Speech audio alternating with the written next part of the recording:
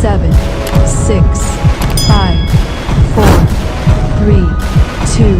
Salut chers internautes, cela dépend de l'heure où à laquelle vous êtes en train de nous suivre. C'est bel et bien votre humble présentatrice Grace Parker de Balobi, Grace Parker de Makambunaka, c'est Beaux-Arts TV. Donc Beaux-Arts TV, chaîne OMS, Sana Royambela Bino, invité à bien, invité à Tokos. Donc tous un réel plaisir. Il y a un monde dans la liste sous na bino pour bino de Bossala que biso total. Donc sans bino.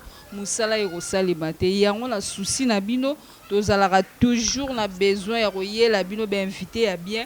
Donc na cette émission allez en tout cas restez connectés, branchés et surtout je vous demande encore de s'abonner massivement sur notre chaîne de référence Beaux-Arts TV. Donc chaîne OPZ OP Samakambu. Donc Grace Parker à P Marakito on a chaîne au Beaux-Arts TV. Et là je pense également à ma grande sœur chérie Oazo P Makito qu'on a raté à Paris, Nelly Balembo, ainsi que Agnès Nabiso a aussi fêté anniversaire. Donc malgré et lesquels déjà mais mieux vaut tard que jamais, Divine Balembo. Donc joyeux anniversaire à toi bébé. Et je pense également à mon grand frère Didier Pedro Ayengo, on l'a raté à France Balobi, Didier Pedro Ayengo, donc l'homme à la taille avantageuse. Bon confinement à toi. Toza Rokoba toujours dans cette émission na biso alelo. Chers internautes, toza na invité na bino obo senga kito yambela bino ye lelo na cette émission. Donc mituna ezalaki ya bino biyanonde borozwango na cette émission na bino alelo. Tozo kota déjà na cette ya bien émission na biso na invité na biso. Bonjour Orly Kanza. Bonjour Grace. Grace, bonjour vraiment. Bonjour à tout le téléspectateurs, internautes au ballon d'Abisso. Donc merci vraiment Nabino. Merci partout dans le monde là où vous êtes. Donc bambo te place nyonso au bozali bon confinement na bino nyonso.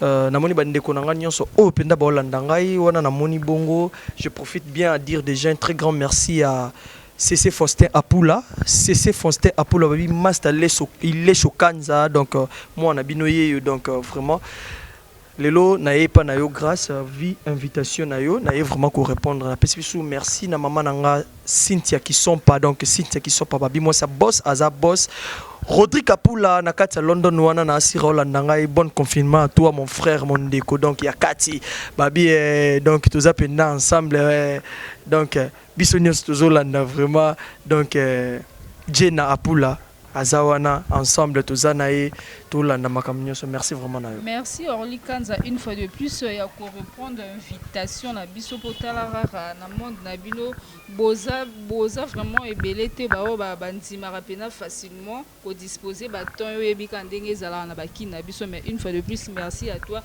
poto kota déjà na kati ya bien émission na biso en tout cas. Orly Kanza pour na ba openza ba eba qui vraiment parcours na ote et bandelia musala vraiment bisika ba racine et banda.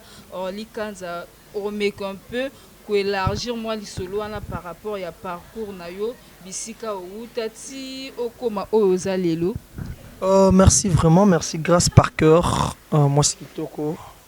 Vraiment na ebisino ba internaute nyonso ba s'abonner vraiment massivement na Beaux-Arts TV. Merci vraiment na caméraman na biso na sima caméra. Oui, Orly Kanza azana parcours momulai on non recyclé yango kaka, non recyclé yango.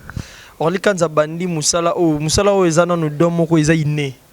Musala théâtre ezana iné na kati penda ya nzoto oyo. Na bandi yango epa ya mama na biso Leanda. Na bandaki non na groupe moko. Groupe wane fonga makama ezala penda na vie penda ya mulaite zaka groupe avec na biso jury alongwaka epa ya mama na biso Suza wana tanga kepoto na yoko te pa ya mama na ngale ya ndaya Bishop que je salue en passant Bishop Leandaya.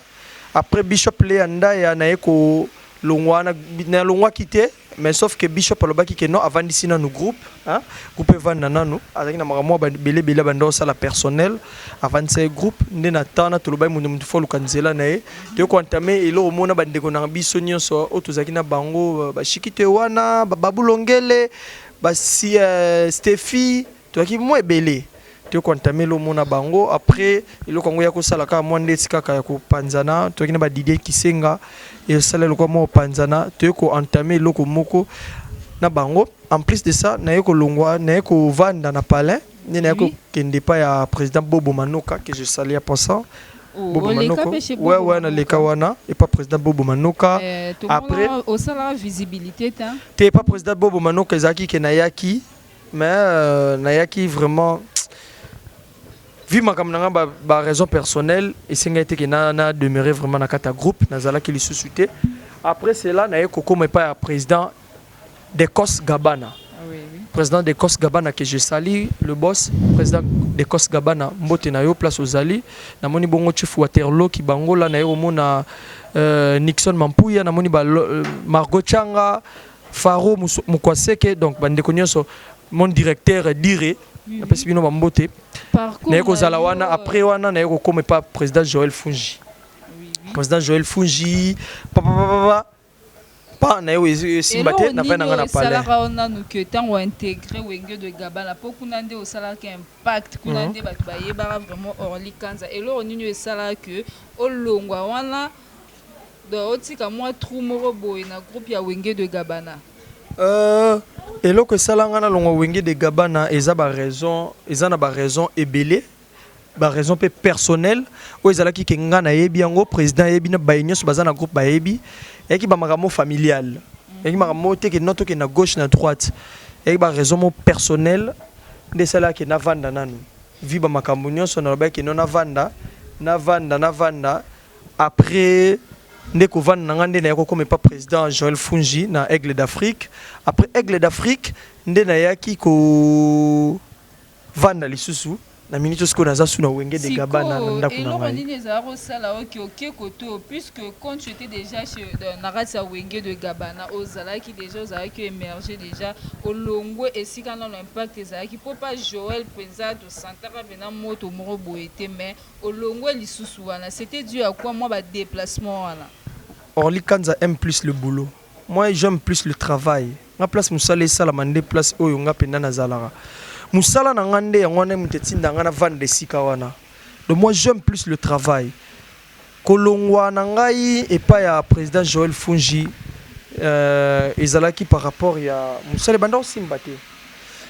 Mona ke marambo simbate za ke par rapport ya vitesse ya travail chez Gabane les cas makasi okuna on sentait que moi faiblesse morobo ezalaki po non kuneza question te kuna no sentir faiblesse moni mutu oza déjà chef ça ne cause pas de problème mutu oza ki penda chef a ki ke musu te ke non sera lobi boye basala ngo boye non oui automatiquement faut ezala ke non esala mandenge nini ndenge esengel musala esenga botango esala mabongo te tango esala mabongo te esenga ka ke non to vana mais loin de là ngana président Joël Fungi to solo la bien to betara masolo bien bakati bien so pe cop moko eza makambo ezali benganga Orly Kanza zap tala bo marché mo eza bo film mo eza bo faut que tourner ana kepe bo pa mani osali pe makambo donc mais na minute oyo vraiment je suis vraiment bel et bien na kata Wenge de Gabana donc retour na ngai na sali pas ouais maison mère donc maison na nganda kunanga retour na osiko na kati ya maison mère bana mayo batikale na kati pe ba oyo okuta le roi ba nouveau recrue accueille na bango tout autour de toi Isalende grâce je salue Yves Nzinga le formidable place Hazard na pesi bambote vraiment na moni surprise kama sina mbote na place ozali oui retour na ngai na kati ya Wenge de Gabana eza déjà ngadea tokabwana na une bonne terme so tokabwana na ninga mabe na sir président Gabana kondi m'appelle na ngate akondi maya mususu offre demande na ngate akozala er mususu te to so poto bando so la non bien avant que non nazonga Wenge donc bana mai tout bazaki wana to solo na bango très bien ba yebi o un bon soldat Orly Kanza Mobutu comprendre ngai na benga ma Mobutu muta souleva comme wana point na makasi zaka so président d'Ecos Gabana lo balanga tu yaka na fête ndeko na biso mo Bedi Tumba na pesi mbote atalanga penda moni makamnyo se bando le kana par rapport à G benga na Mobutu ngabia président zawana ngaba no bengi mo boss donc d'Ecos Gabana ayambanga donc bandeko nyonso bazana bayebi ke Orly bando sona bango bien tant bayoke ke Orly Kanza zonge to bengana ki to ke non Margot Changa bengi alo Orly Kanza mobutu neni ni moto Margot Changa ko mutu nanga palin ba o nyonso bazala ki wana bayambanga bien bayoki ke Orly Kanza zongi kutu ba misusu ba larbe mike bazala ki wana ba nini take bayebi pe boulotte bayebi pe musala te bayoki ke koya zongi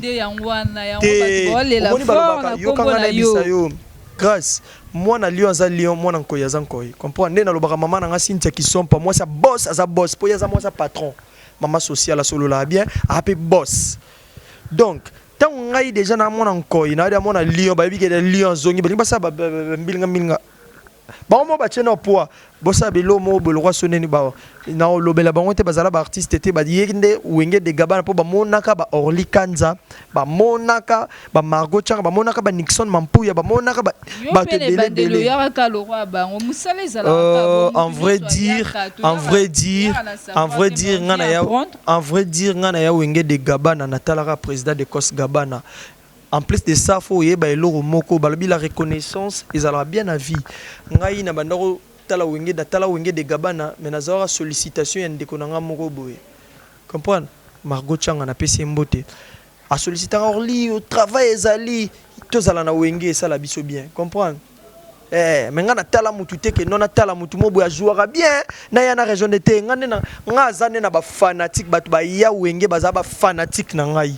Ba ya wenge po na nga ba o ba ya bazala rande ba fan na o donc yondo pesaka ba mais ebele ba ya wenge de Gabana bazala ba fan na nga président Gabana za wana témoin président me témoin président za témoin président za témoin ayebi mama kambo to loba biso to ba mbo soldat to bunda ba bitumba na kata wenge na batu misu ba hotel mate ba bunda ba bitumba na te 8 7 6 5 4 3 2